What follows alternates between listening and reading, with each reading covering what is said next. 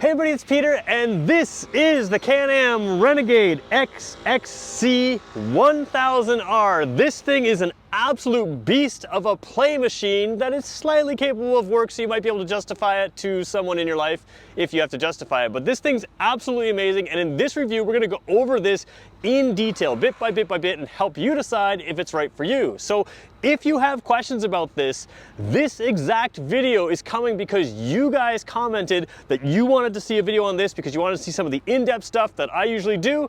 That's what we're doing on this video. We're gonna show you the in-depth, but if you're interested in this, I'm filming here at Extreme Torque Motorsports, and they give me complete access to their entire product line. So if there's something that you wanna see from them, and you wanna see it in-depth in a different way than some of the other videos are showing you, that's what I'll do. Just do me a favor, let me know in the comment section. Help this video grow by giving it the odd likes, subscribe, that kind of thing. If you do subscribe, we'll make sure we come back to it. We're sort of heading into our sort of ATV side-by-side season with this video, so make sure you stay tuned because we're gonna have a whole bunch of content in the next little while, all on competitors to this, direct models from Can-Am as well that sort of may fit you better. So we're gonna cover everything we can. Let's get going with this review. So the first thing we should do is set the class for this. As you can tell, this hasn't got your racks out front and racks out back. What it has got is a really powerful engine, amazing suspension, some really cool electronic pieces that give you different drive modes and different capabilities, and basically it is all about pure fun. Now I did mention off the top it can do some work. We're gonna get to that in just a second here, but this thing is the overly powerful version, and I say overly powerful because it's more than I would wanna buy. I'm not crazy experienced on ATVs, I'm more experienced on motorcycles, but I've had one and I've driven them around and I've had access to them a number of times. This thing is beyond powerful. This is the super bike of, ATVs in my world. It is available in a 650 model as well. So the 1000cc, if you like what you're seeing, but you don't want to have to spend a little bit extra money for that more powerful engine, or if you're just not ready for that more powerful engine, a lot of what's on here is available in a 650. So that's good to know, but there are some tweaks and differences between the two, the power being the most noticeable thing. So what we're gonna do is go through this. We're gonna start at the front, work our way back, and go into the controls and some of the electronics to talk about how this thing sets itself apart, and finish off with telling you if it's best for you, or helping you decide if it's best for you. All right, let's get going. All right, so looking at the face of this, you're gonna see a lot of things going on. Now this has received updates over the year. I believe 2023 was the last update. The biggest update is the headlights here, the LED type lights, really good lighting. You're not gonna have to add a light bar to see anything off of this. I mean, obviously you could add lighting to this, but you're probably not going to need to with this great lighting. Also kind of a cool, more aggressive style. Compared to the 650, as best I can tell, these hand grips or hand covers here, hand guards, they do not come on the 650, although Can-Am BRP is an accessory monster as far as being able to accessorize all of your vehicles, so I'm sure you can just add them on. You do have this yellow rail here that is not on the 650 from the best I can tell. However, skid plates from here right through down the center, you've got that on this model, so you're all ready to have fun. These here are plastic skid plates over these sort of raised A-arm suspension. You have that extra A-arm type suspension there. You've got 10 inches of ground clearance, 9.2 inches of travel in the front, 9.9 inches of travel in the rear. This thing is made to handle the speed, but it's also made to handle, the terrain. And the thing that we forget is a lot of time people think on a sort of a lower level type vehicle, the suspension is all about comfort. This suspension is all about performance. So it's going to be set up from the factory a little bit firm. That's okay. You can soften it out because you have fully adjustable suspension. So we'll take a look at that suspension right now. One thing I want to mention between the 650 and 1000, wheel sizes, tire sizes, they're the same. So there's going to be a lot of similar look there, a lot of similar feel, but the 1000 does offer you significantly more power, from like 62 to 91 or so horsepower, but it's not so much the peak number, it's the fact that you have monstrous power down low in the mid-range and at the top end in this 1000cc V-twin engine, which is actually a 976cc engine. All right, let's take a look at the side here, talk about the suspension, and we'll talk about the wheels as well. All right, taking a look at the suspension there, you can see some rebound adjustment, I believe that is right there. Rebound, compression, preload, all of the adjustments that you're gonna want and need are all right here. Now, a couple things I like about this, the variable rate spring. So again, smaller bumps and larger bumps, it's kind of set up already to take with the spring. And of course, they are Fox piggyback shocks with a significant reservoir up here, front and rear, all four corners, Fox piggyback shocks. Basically, again, you know what you're getting here. You're getting something that is very customizable. If you want to take it casually, you can soften this up. If you want to take it aggressive, you can firm it up. And the key here is these things are going to keep you in contact with the ground, which when you've got this much power, That's what you want. You want to go fast, you want to have your wheels on the ground all the time. So again, one of the biggest benefits of those piggyback shocks is some of the heat sits in there, which allows you to have that consistent compression over and over and over again. It doesn't sort of get stiff on you or that kind of thing. So when you have a lot of speed and a lot of bouncing of these wheels and tires, you're going to end up with something that can handle that again and again and again. It can handle the punishment and abuse that you're going to put on it to have an absolute blast out there on the trails. Now, this is not a mud machine. This is a cross-country machine, XC, more of a cross-country all-terrain kind of thing.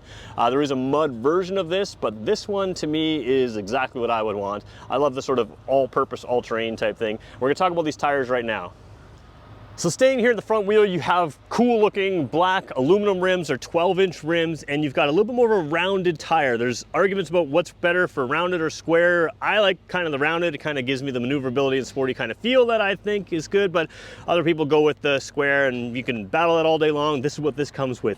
Now, sizing wise, 205 80 R12 on the front, and I believe it's 280, let me just double check, 280 60 R12 on the back. So different size tires front and rear, a little more squared off in the rear, you could say. We'll show you the sort of profile from the back in a second, but beadlock tires, so you can drop that pressure on there, and beadlock wheels. You can drop that pressure, you can drive this thing any way you want, anywhere you want, other than, like I said, the very deepest mud.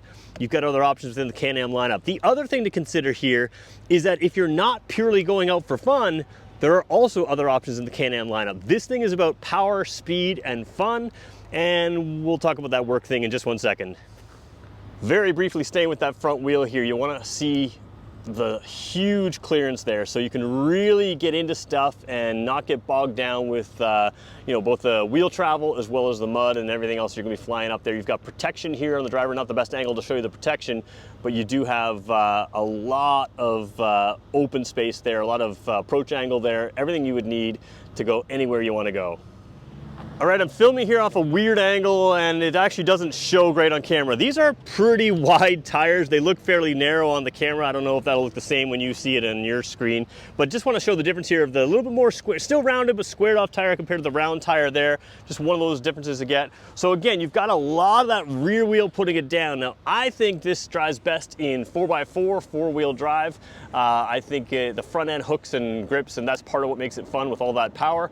But again, you still have that sort of rear-wheel drive feeling and look to this thing with the large rear tires and the smaller front tires. Now, let's take a look here and see what we can see out here. Again, same style suspension here in the back. Let's just see if I can zoom in there. You've got your adjustment there up top as well. Again, a piggyback shock there. Again, it looks like it's in line on this angle here, but that's a piggyback shock towards us, and the spring there behind it, variable rate spring there. You have dual discs in the front, so let's just zoom back out. Dual discs in the front and single discs in the rear. Now, of course, that helps you with not having discs in the actual wheels to keep things clean and give you consistent braking performance front and rear. Of course, braided lines for the brakes and everything else you need in there. Now, when we talked about this being work capable, there is an accessory hitch available on this. I believe it's 1,300 pound or so tow rating. So you can use this for work. If you throw that hitch on, you're gonna have to hitch up a trailer though, because there's not a lot of racks to connect to, but there is one rack, and let's show you that right now.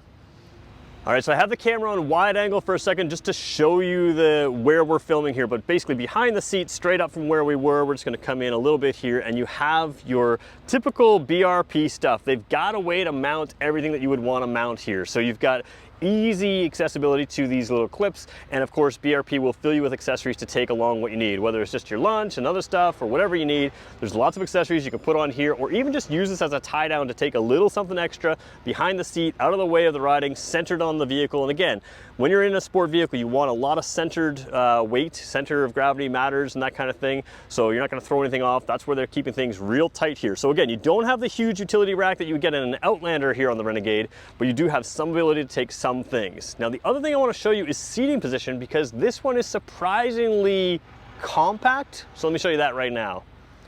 So while this channel has been primarily motorcycles for most of this summer, I've of course spent a lot of time with ATVs. I spent a lot of time with ATVs off camera as well.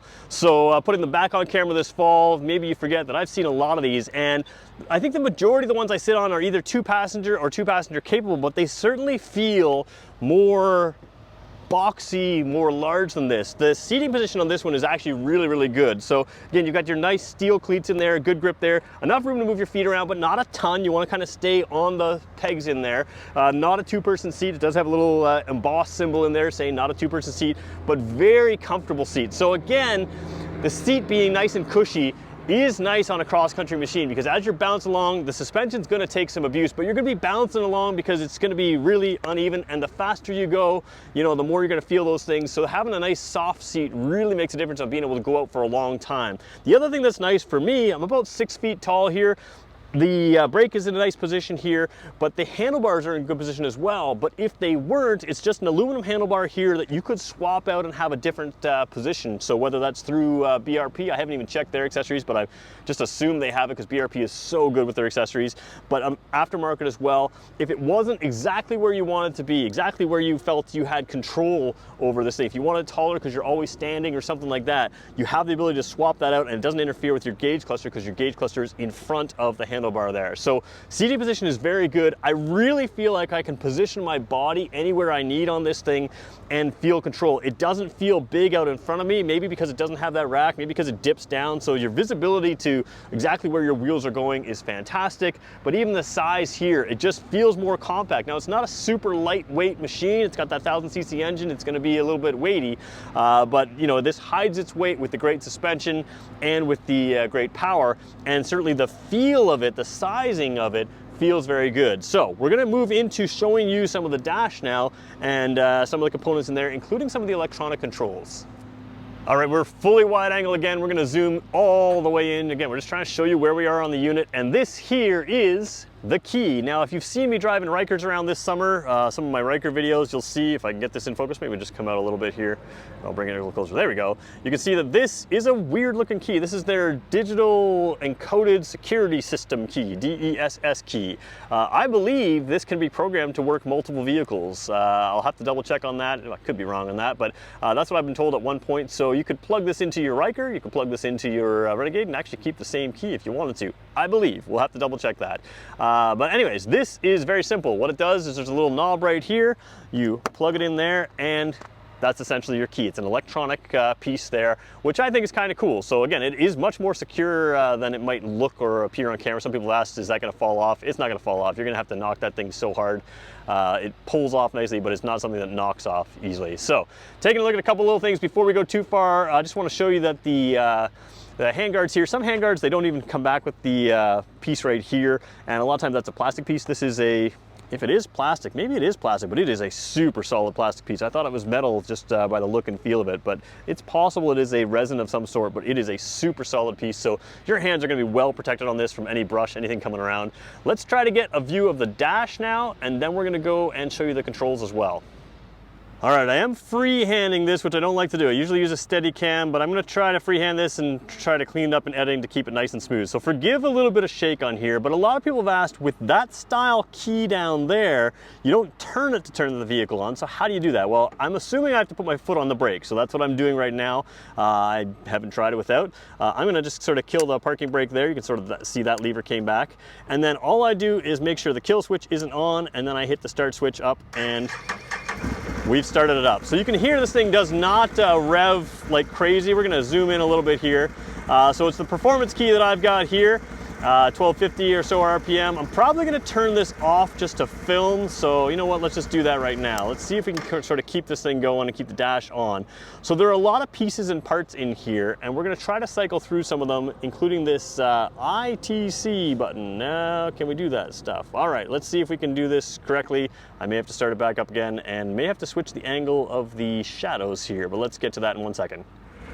All right, I've opted against moving. I've turned the engine back on. You can see the cooling temperatures coming up there, and we've got a fuel gauge over on this side. Your currently kilometers, total kilometers there. I haven't got my glasses on. I can't see if that's 49 or 4.9. I think it's 49.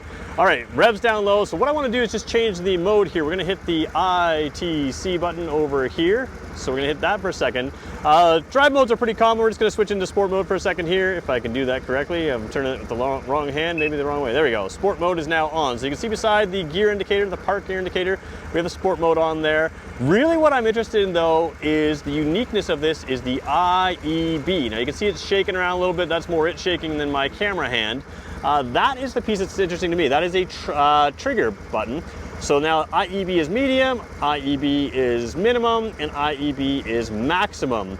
That's intelligent engine braking, and that's one of the cool electronics on here that makes this really unique, in addition to the drive modes and other types of things. The steering, which of course is very good, and even just their own Can-Am or BRP's own four-wheel drive system, which you can tap into four-wheel drive. There's no clunking or everything else. It has that sort of variable lock and sort of unlocking controls over there, which is really unique. Again, I can't remember the brand name. I have to look that up over here. Over on the left side here, all the typical controls you would want to see. Your lights up top, start button, kill switch, the ACS, DPS, and rev things. We're going to talk about them in just 1 second. And then, of course, you've got that brake lever there and the large, let's go over here, nice large throttle thumb control right there as well. So let's move on and talk about that intelligent engine braking and why that's useful first.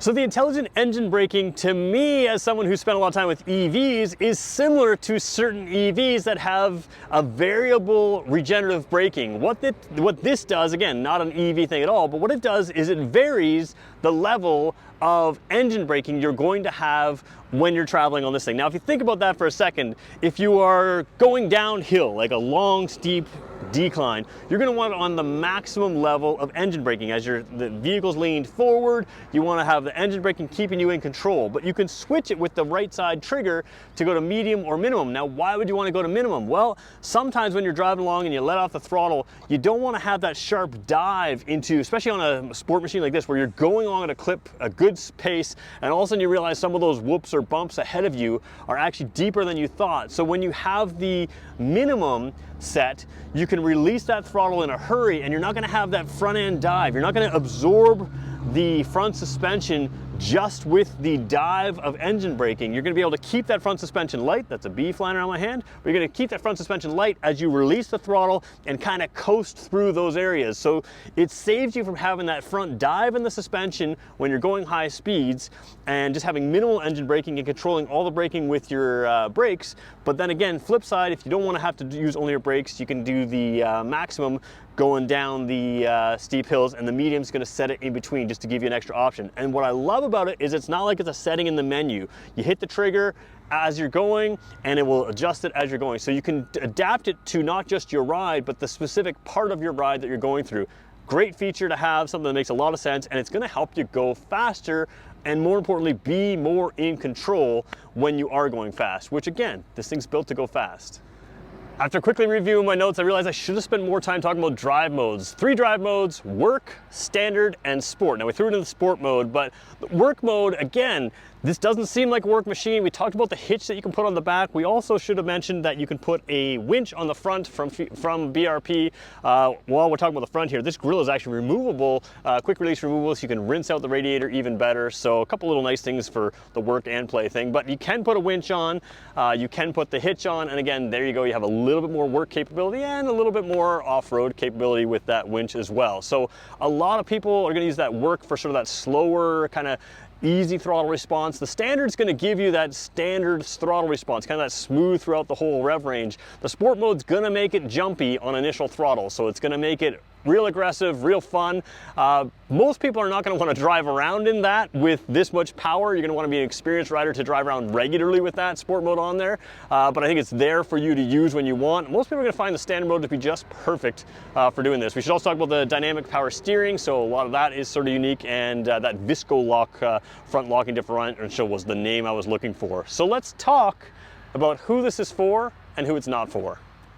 So when you see this on camera and in pictures and on video, it looks cool, but it doesn't look super cool. When you see it in the showroom, it stands out from the Outlanders and the other ATVs that are around it and around the marketplace. It really is an aggressive looking, powerful machine that just looks fun. So who is this for and who is this not for? Well, it's not for you if you're just buying it because of the looks. In that case, get the 650. It's probably gonna be all you need. It has all the fun. It has most of these components on here. The 1000 is going to be for an experienced rider. Like I said, it's got power everywhere down low, power everywhere on the mid-range, and power everywhere on top. It is something that is absolutely a blast. It really isn't made with work as its primary thing. If you're gonna go hunting on this, it's gonna be awkward to take all your stuff with you. If you're gonna go, camping or something like that, if you have work to do, this isn't the best unit. But if you want to have a ton of fun, and I mean a whole lot of fun on a machine, this thing is probably the pinnacle machine that I've reviewed or I've even been around the entire year. And again, we're going to review other things. I don't think we're going to have anything that really touches this for fun, capability, everything else. So to me, if you go for this machine, it's because, hey, if I had to do work, I could do a little bit of work, but I want this thing to be fast and fun, and speed is part of the enjoyment of that, then this is the machine for you. For me, I'd probably go with the 650 for this. I don't have a ton of work around my yard to do with them. I do like having the racks of the Outlander, and again, I'd have to take a look at that, because as you start looking at how practical of a unit you need, you may want to move away from this. There are other options, but if you're able to throw away some of the practicality of the Outlander and other lineups, other pieces and things in the BRP lineup, then you end up at this. This is the pinnacle of fun from BRP, and it really is impressive when you see it in person. So that's who this is for. If you have questions, let me know in the comment section below. Make sure you hit the subscribe button if you made it this far, and give Extreme Torque Motorsports a like. They are awesome for letting me have access to all this stuff anytime I want. So like I said, if you have questions, things I didn't get to, let me know in the comment section and we'll get back to it in the next video. Thanks so much for watching. We'll talk to you again soon.